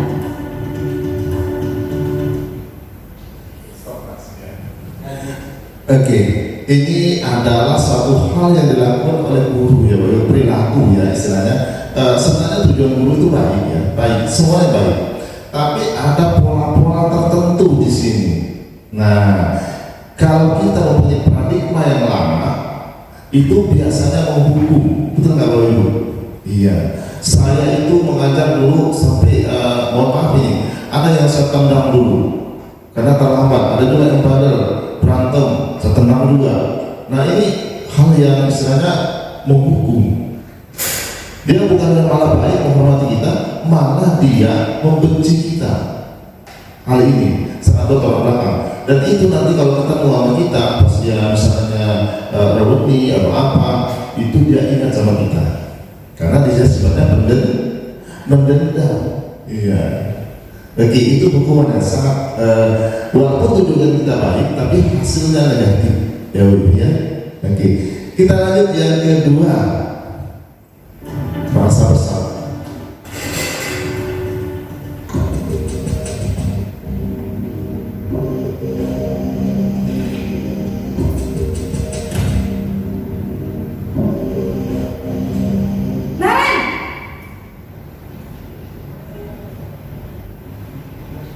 Apa Bu? Naren, kamu kenapa terlambat lagi nak? Ya Tuhan Naren, kamu senang ya bikin ibu susah ya? Kalau kamu terlambat lagi, nanti ibu yang ditegur bapak kepala sekolah nak. Disangka ibu tidak bisa membina kamu. Duh, gimana ini? Maaf Bu. Duh Gusti Naren, kamu suka ya kalau ibu ditegur bapak kepala sekolah? Terus, sekarang ibu harus tulis apa ya di buku absen? Ini kamu sudah sering terlambat loh. Ibu harus apa coba? Maaf Bu. Maaf sekali. Ya sudah, lain kali jangan bikin ibu susah lagi ya nak ya. Ibu tidak akan kuat lagi kalau kamu begini terus. Bisa jantungan kalau ibu ditegur bapak kepala sekolah. Sana cepat ke kelas. Maaf ya Bu. Maaf sekali. Posisi pembuat rasa bersalah berbicara dengan nada tenang, cenderung lembut. Namun kata-kata yang diutarakan membuat murid merasa menjadi orang yang gagal, memandang buruk dirinya sendiri, merasa tidak berharga, dan tidak sanggup membahagiakan orang lain. Ketika guru mengambil posisi pembuat rasa bersalah, murid akan menganggap dirinya yang bersalah dan ia akan menyimpan emosi negatif tersebut di dalam dirinya. Baik Bapak Ibu, ada yang bisa memberikan komentar rasa bersalah tadi? Silakan. Atau pernah punya pengalaman gitu rasa bersalah ini? Jadi membuat murid itu merasa bersalah, ya silakan. Ada punya pengalaman barangkali? Sebab mungkin Bapak Ibu kan pernah pikir dahulu ya,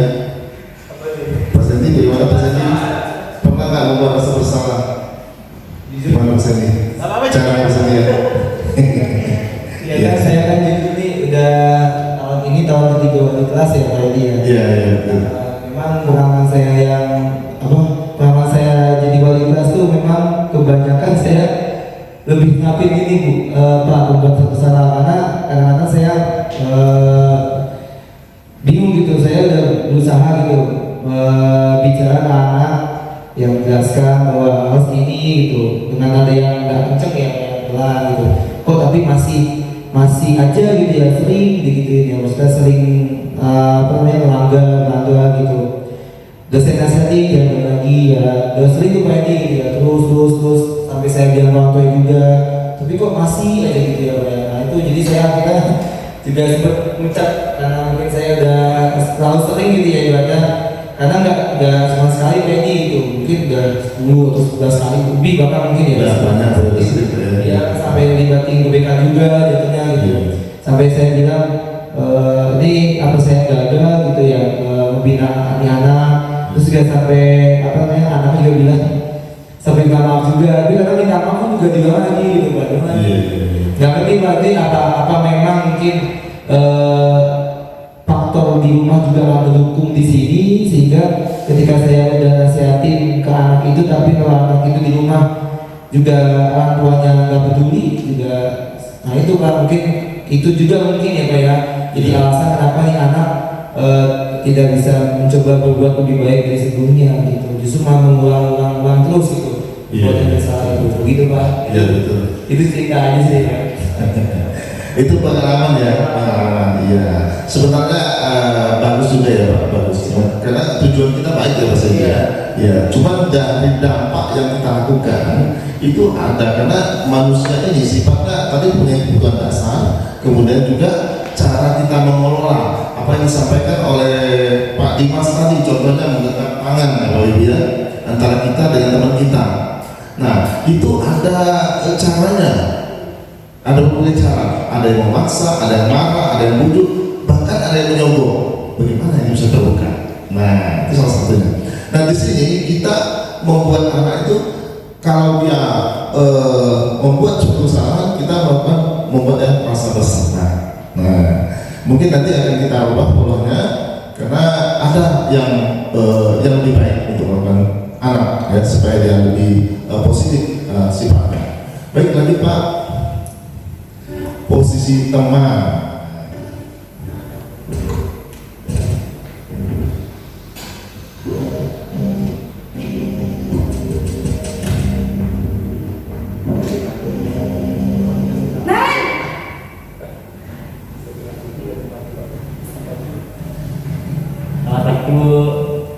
Wah, sudah jam berapa ini nak? Terlambat lagi ya saya. Iya Bu, habis terus saya Bu.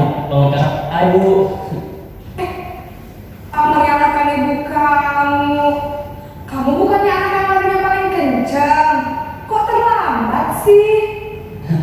Iya Bu, saya memang terlambat bangun tadi. Jadi biarpun saya lari kencang, tetap gak kekejar Bu. Ya sudah sana, nanti lain kali larinya lebih kencang lagi ya, biar gak terlambat lagi. Bikin seneng ibu, demi ibu, bisa kan? Bisa Bu. Ya sudah sana masuk kelas, ibu beresin urusan absen kamu. Kamu ini ada-ada saja. Dalam posisi teman, guru berbicara dengan nada suara ramah, akrab, cenderung bersenda gurau untuk menjaga suasana tetap santai. Murid akan merasa senang, aman, dan akrab dengan guru. Identitas yang tercipta adalah identitas sukses atau berhasil. Namun, perlu diingat, karena ini masih dorongan eksternal, maka ada faktor ketergantungan dari murid kepada orang tertentu. Di sini guru absennya, sehingga di lain waktu murid bisa berperilaku baik, namun hanya kepada orang tertentu saja.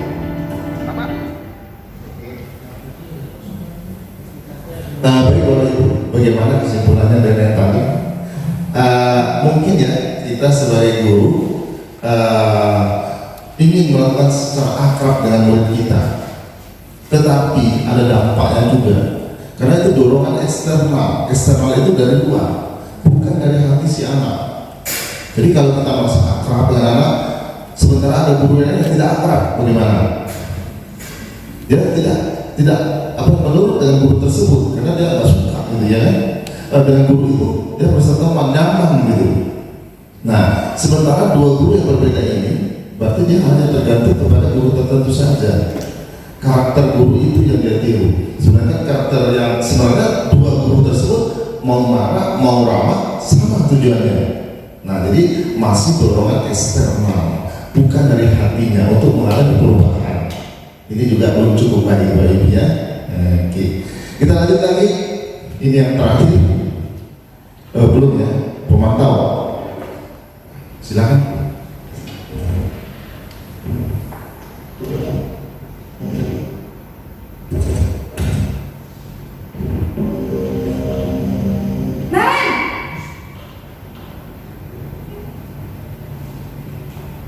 Selamat pagi Bu. Naren, apa peraturan sekolah kita tentang jam berapa kita harus masuk sekolah, Nak? Kita harus di sekolah jam 7 Bu.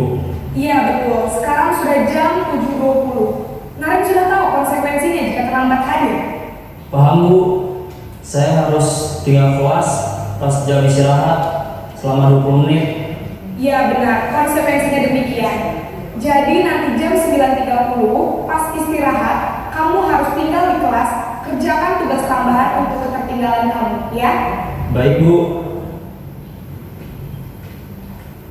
Posisi pemantau mengandalkan penghitungan atau data untuk mengontrol murid. Guru mengarahkan murid berdasarkan peraturan dan konsekuensi. Seorang pemantau menunjukkan bahasa tubuh dan ekspresi wajah yang datar dan cenderung formal. Oke, Bapak Ibu, pemantau. Biasanya kita banyak yang memantau ini. Iya. Bagaimana keyakinan kelas kita? Ayo, bagaimana lihat dulu dong pemantau ini keyakinan kelas kita. Ya kan? Murid nih, kamu lihat nih. Nih, kalau kamu terlambat. Nah, jadi si guru itu akan memperlihatkan hukuman, ya, menindaklanjuti dengan hukuman. Jadi oh ini caranya anak ini, sehingga anak ini menurut hukuman, oh saya enggak ini, apa menyadari kesalahannya yang sebenarnya. Iya, jadi dia guru hanya melihat dari kesalahan anak, kemudian dihubungkan dengan daripada hukumannya atau keyakinan kelasnya. Oke, kita lanjut lagi, Mas. Posisi manajer.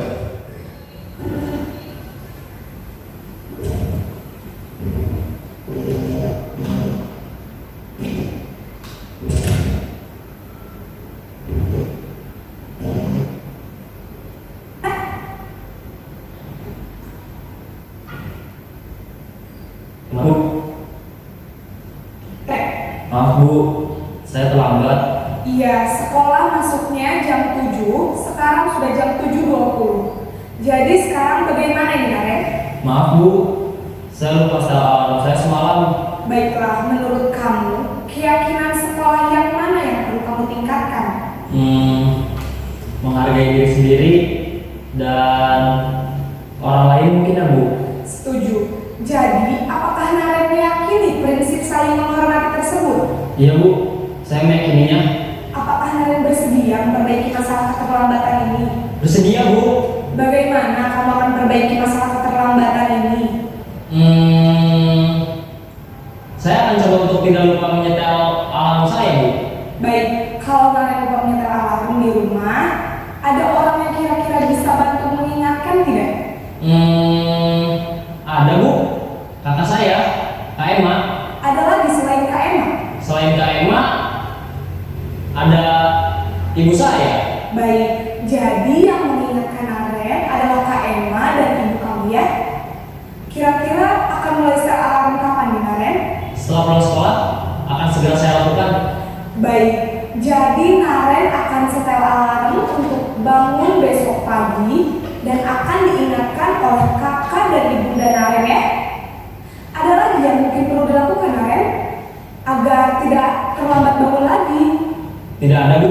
Baik Naren, Terima kasih untuk kerjasama kamu. Sekarang kamu perlu kembali ke kelas untuk belajar. Baik Bu, terima kasih. Posisi manajer adalah posisi kontrol yang disarankan untuk membimbing murid memiliki sikap disiplin yang positif, yaitu murid yang mandiri, bertanggung jawab, dan dapat memecahkan masalah. Tujuan dari posisi ini adalah agar murid dapat berefleksi atas tindakannya. Guru akan dengan tulus memberikan pertanyaan-pertanyaan bermakna, sehingga membuat murid dapat belajar dari kesalahannya dan mencari sebuah solusi untuk menyelesaikannya. Baik Bapak Ibu, ini manajer. Iya, saya serahkan kepada Bapak Ibu berdasarkan pengalamannya.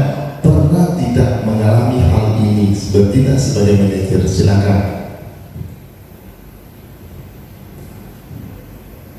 Manajer ini artinya kita melihat latar belakang siswa, kemudian bertindak positif, menggali daripada masalah siswa dan menyelesaikan permasalahannya.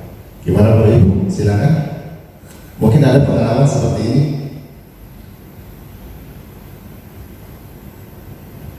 Atau belum?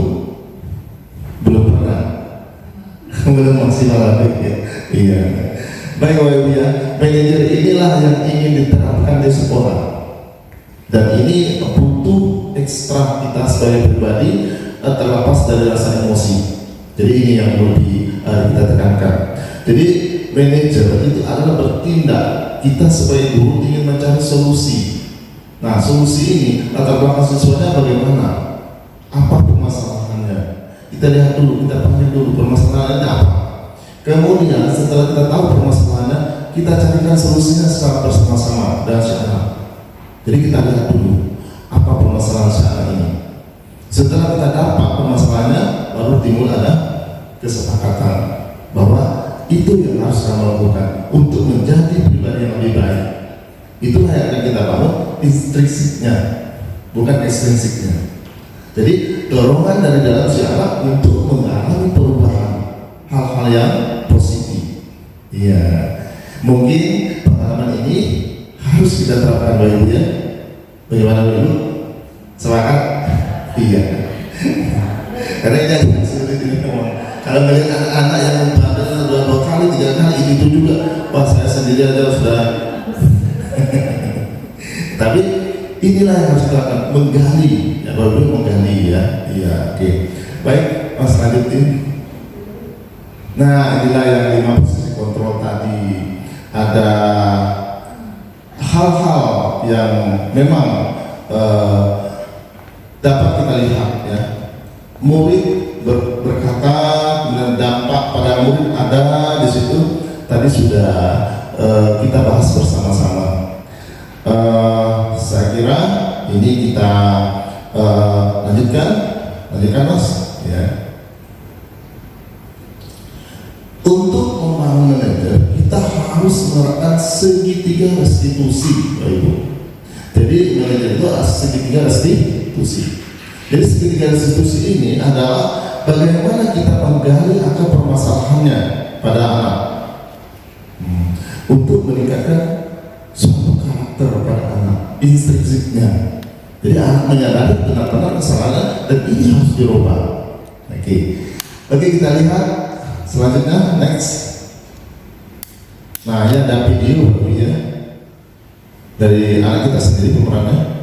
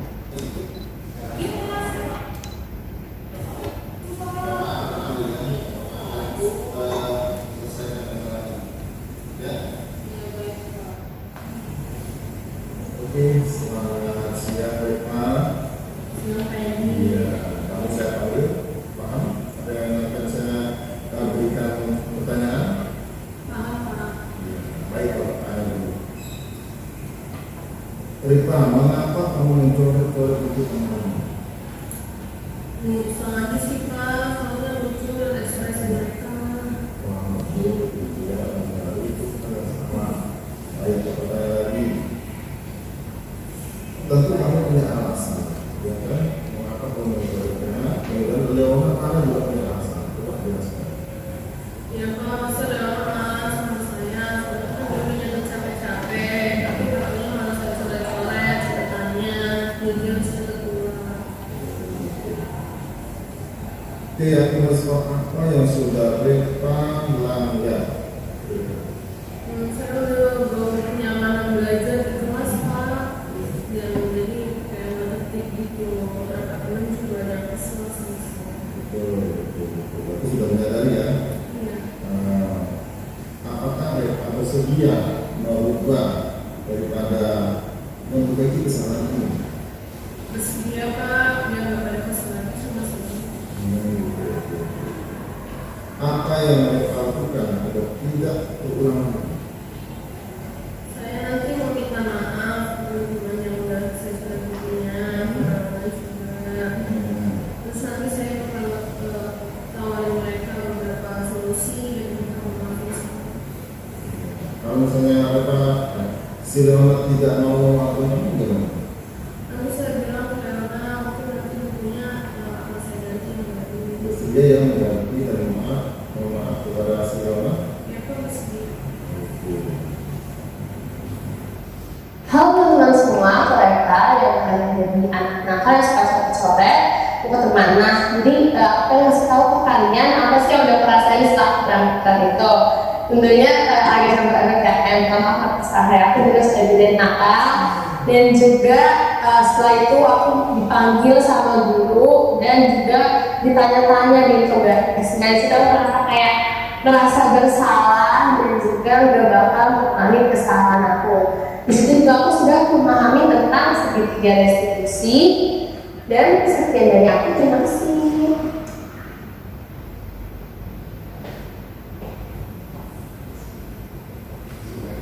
Oke, itu tadi adalah suatu usaha kita Bapak Guru ya, bagaimana siswa itu menyadari dari internalnya bahwa kita harus menyadari bahwa apa yang dia kerjakan itu suatu hal yang iseng saja.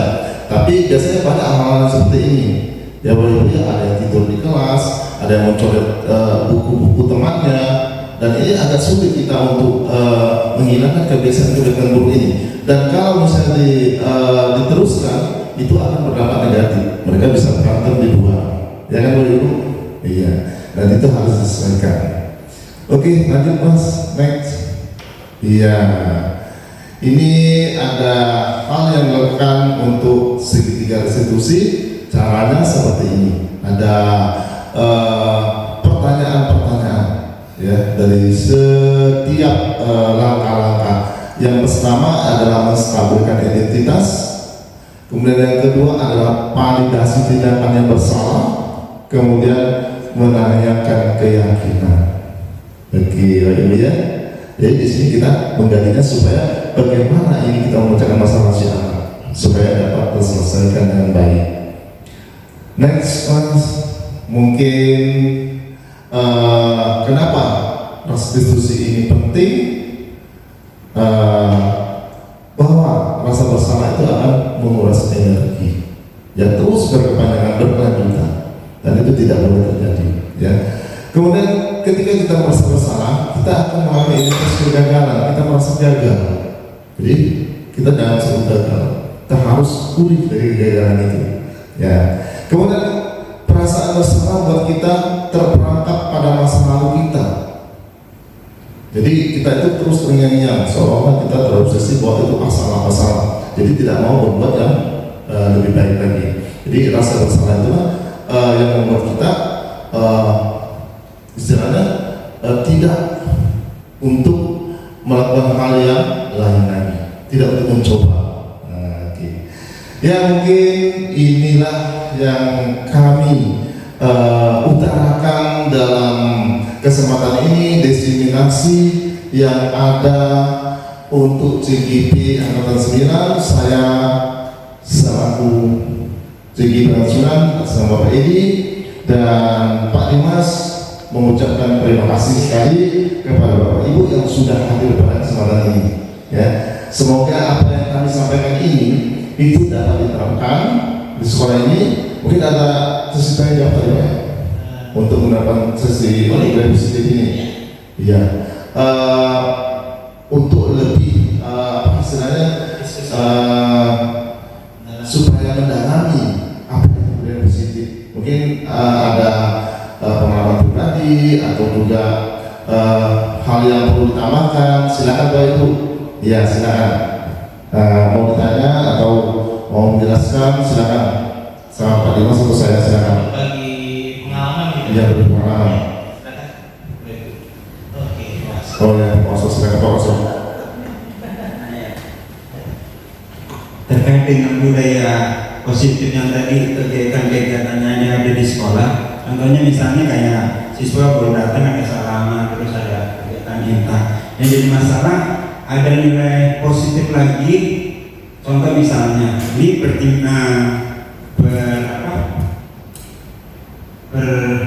tidak sesuai dengan kebijakan yang ada di. Contohnya misalnya kayak kita akan mengajarkan misalnya kayak sedekah, infak, sedekah, tapi kebijakan itu dilarang. Artinya itu kan sebenarnya budaya positif untuk memberikan ke siswa, tapi tidak diperbolehkan. Solusi itu apakah itu diperbolehkan atau enggak? Itu aja sih. Oke, jadi kayak misalnya di sekolah kita Pak ini ada budaya apa GPS gitu ya. Ya Pak Asra ya. Sudah GPS ya. Tapi ternyata dari lintasnya tuh yang sudah menjadi budaya baik itu ternyata dianggapnya pungli atau sebagainya gitu ya. Kayak gitu. Kira-kira kalau menurut pandangan kita gimana kalau Pak Asra nanya? Siapa budaya ini seperti saya dulu? Saya dulu ya. Jadi gini ya Pak ya. Yang budaya positif itu adalah hal-hal yang memang berdasarkan sikap. Bahwa sikap itu yang harus kita kembangkan di sekolah. Misalnya salaman, kemudian terus sapa, itu adalah hal-hal budaya positif. Dan termasuk memberikan sumbangan. Ya, sumbangan. Memang pada prinsipnya sumbangan-sumbangan ini memang sedekah ya, sedekah. Tapi ada hal-hal yang di luar kekuasaan sekolah, karena kita ada di atas sekolah ada dinas pendidikan. Sebenarnya saya mendukung VGPS kalau misalnya untuk kebutuhan anak ya, kebutuhan sosial sama dukung sekali, karena ini adalah budaya positif yang kita lakukan. Tetapi karena ini berhubungan dengan tingkat daripada tingkat sekolah dan pemerintah kita ada peraturan-peraturan. Nah itu kita sulit untuk menghindari hal itu. Nah cara permasalahannya ya kita harus membudayakan sifat bersedekah ya, bersedekah itu ya siapa saja, baik itu di sekolah, kemudian di luar sekolah, di masjid, dan itu bisa dilakukan dengan menggalakkan seperti itu. Mungkin itu jawaban saya. Mungkin ada tambahan dari Pak Dimas. Kalau dari saya Pak ya memang budaya positif ini kayaknya memang belum sampai sih Pak Waso. Untuk pembudayaannya masih di tingkat sekolah ya. Tingkat pemahaman untuk dinasnya sendiri saya agak ragu gitu ketika budaya positif ini sudah disosialisasikan di sana. Sebenarnya kayak misalnya GPS atau apa, selama memang dari sekolah itu satu suara seharusnya tidak menjadi masalah gitu ya. Karena sama ini GPS kita laksananya kalau saya lihat nggak ada maksa gitu anak-anaknya. Ya ngasih suku dan ngasih udah gitu ya. Ya memang harusnya budaya positif ini nggak hanya sebenarnya ditanamkan di sekolah aja, tapi juga pembuat pemangku kebijakannya juga harus paham. Karena kan tiap sekolah ini menciptakan budaya-budayanya yang berbeda-beda gitu ya. Jangan tiba-tiba menggunakan standar yang sesuai dengan yang lagi trennya gitu. Lagi trennya budaya positif pakai standarnya yang lain. Ya kayak tadi misalnya BPS tiba-tiba dicap sebagai pungli dan sebagainya. Ya kayak gitu ya. Saya lihat sih memang keadaannya karena pemahaman budaya positif ini belum sampai ke pemangku kebijakan seperti itu. Itu aja sih kalau dari saya. Mungkin dari Bapak Ibu yang lain ada lagi yang mau sharing ataupun mau ditanyakan, silakan. Mungkin dari segi pertanyaan dari Ibu ya, anak-anak gitu. Nah, kemudian mungkin juga bisa dari Bapak Ibu guru sendiri. Mau tahu ya? Gimana? Jadi bagi mahasiswa ataupun guru contoh yang baik untuk siswa. Kayak kita guru juga jangan terlambat ke kelas seperti itu. Tadi ikut ya contoh yang baik untuk mahasiswa. Tadi kita cara kita bicara sama anak, Pak. Kita anak kamu udah ngomong ke saya, kamu anak. Jadi ada contohnya dari guru juga gitu. Berpakaian rapi ke sekolah. Jadi anak pun saya gini pakaian, aku kan pakai kacu nih kan saya ngomong. Kamu harusnya mana? Ibu kan pakai kacu. Waduh, karena masalah deh. Tentunya kita juga gitu Pak. Jadi guru dan seluruh warga sekolah harus melakukan disiplin dari mahasiswa gitu. Oke. Baik, Bapak Ibu yang lagi yang lain? Pak Toto barangkali ya, sekarang ya. Tadi cara pertanyaan ya, jadi kita harus mencontohkan ya. Bagaimana Pak Toto? Silakan Pak Toto. Terima kasih Pak Edi. Sebenarnya materi sangat menarik sekali dan lebih menarik lagi apabila ada pejabat kita di sini. Apakah wakil kepala sekolah ini sangat menarik yang berisi dengan peraturan sekolah. Yang pertama harus kita perhatikan sebelum kita memberikan aturan. Yang pertama kita harus benahi diri kita dulu sendiri. Ya, contohnya kita sebagai guru, itu kita melihat diri kita sendiri dulu. Kalau kita ingin dicontoh orang, tentu kita harus mencontohkan yang baik. Contoh yang sana dari kita ambil dari segi berpakaian, tata tertib berpakaian, atau dari segi hal yang kecil saja, sepatu contoh. Ada pejabat kita yang menggunakan sepatu putih, itu bagaimana nanti untuk depannya? Pakai sendal. Ya, ini kalau saya sih pengennya pejabat kita nggak bisa langsung dengar, langsung diatasi. Ya, bahwasannya yang setahu saya sekolah dari kecil tidak diperbolehkan sepatu putih. Ya, setahu saya ya. Apakah sekarang berubah saya nggak tahu. Ya, apakah sekarang berubah saya nggak tahu. Jadi ini sangat menarik sekali apabila ini sampai pembicara ini sampai ke bagian-bagian pemimpin yang ada di sini. Terima kasih kepada Pak Edi dari saya. Assalamualaikum warahmatullahi wabarakatuh. Waalaikumsalam. Terima kasih Pak Toto atas masukannya. Ya. Jadi saya simpulkan ya. Jadi bahwa dari dalam diri kita sebagai guru, sebagai pendidik, bahwa kita harus menerapkan budaya positif dulu, baru kita terapkan kepada anak-anak. Mungkin seperti itu ya Pak Toto ya. Dari tingkat yang paling atas, iya, kepala sekolah, tata usaha, karyawan, guru. Nah, jadi ini benar-benar mencontohkan. Dan budaya positif ini akan muncul tadi setelah kita lihat dari tadi materi saya itu dari internal lalu ya, internal dari diri itu maksudnya, bukan dari dorongan eksternal. Jadi internal dulu. Iya, itu nanti. Nah, kalau sudah budaya positif, misalnya contoh pada penggunaan helm. Nah, dulu helm orang kalau misalnya polisi takut dipasang dulu ya, ya dipasang, takut kena tilang, ya kan? Padahal kalau kita menggunakan helm itu apa tujuannya? Keselamatan, itu dia. Nah, kalau sudah menyadari bahwa itu untuk keselamatan ya, tanpa ada polisi, turun dari dalam internalnya, takut saya jatuh keplak out. Itu seperti kira-kira dulu termasuklah budaya positif yang ada di sekolah. Ya, ada lagi Bapak Ibu yang ingin ditanyakan atau memberi masukan? Cukup? Oke. Ya, tetap silakan Pak Dimas. Terima kasih. Wassalamualaikum warahmatullahi wabarakatuh.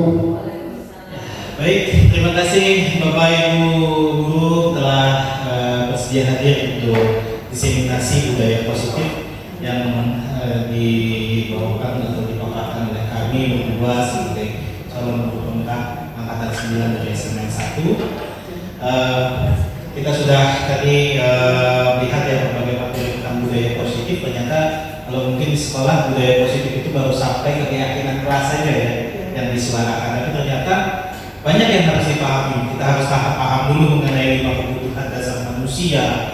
Kita harus paham posisi guru itu sebagai apa gitu ya. Tadi ada sebagai hukum, ada sebagai teman, dan juga ada sebagai manajer gitu ya.